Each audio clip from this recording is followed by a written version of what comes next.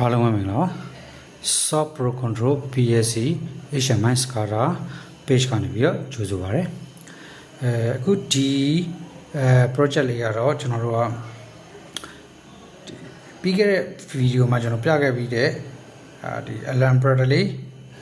Power Flash 525နဲ့ 3 phase motor ကိုဒီ keypad ကနေပြီးတော့ဘယ်လို control လုပ်မလဲဆိုတာကိုရှင်းပြပေးပြီအခုကတော့ကျွန်တော်ကပါလဲဆိုတော့ဒီ keypad ကိုမသုံးတော့ဘူးမသုံးမင်းနဲ့ဘာကိုသုံးမလဲဆိုတော့ကျွန်တော်တို့က extra နဲ့ဒီ terminal တွေကိုသုံးမယ်အဲ့တော့သူက PSC နဲ့ချိတ်တယ်လို့ပဲအခုဒီမှာတော့ကျွန်တော်တို့ကpush button လေးတွေကျွန်တော်ပြမယ်ဒါကတော့ push button မဟုတ်ကျွန်တော် selector switch ပေါ့နော်အဲ့တော့ဒီ selector switch ကိုကျွန်တော်ကဒါ forward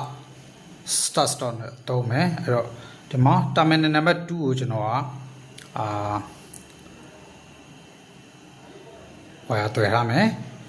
နောက်တစ်ခုကကြတော့ကျွန်တော်တို့ကဒါ rubber start အနေနဲ့သုံးမယ် rubber start က terminal number 3ကိုတွေ့ရတယ်အဲ့တော့အဲ့လိုပဲကျွန်တော်တို့ကဒီ VFDSP ကိုလည်းကျွန်တော်တို့ကvariable resistor ကိုသုံးပြီးတော့ extra နဲ့ကနေပြီးတော့ control လုပ်မယ်အဲ့တော့ဥဒါသည်ကျွန်တော်က1 kilo ohm ပေါ့နော်variable resistor ကိုသုံးနာမယ်အဲ့တော့သူဒီကျွန်တော်တို့ terminal 12 30 and 40ပေါ့နော်အဲ့မှာကျွန်တော်တို့က0 to 10 volt ပေးပြီးတော့ဒီ speed ကိုချိန်မယ်setting ပေးမယ်ပေါ့နော်အဲ့တော့ဒီဟာဆိုလို့ရှိရင်အရင်ဆုံးကျွန်တော်တို့ကဘာချိန်ဖို့လဲဆိုရင်ကျွန်တော်တို့ကဒီ parameter မှာခုန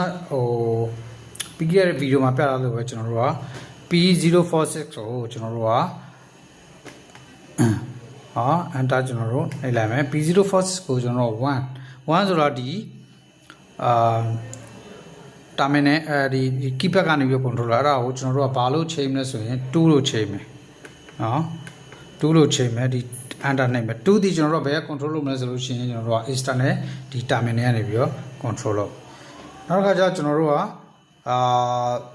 P047 ပေါ့နော် P047 ကကျတော့ကျွန်တော်တို့ frequency command ပေါ့အဲ့တော့ frequency command ကလည်းကျွန်တော်တို့ကငါ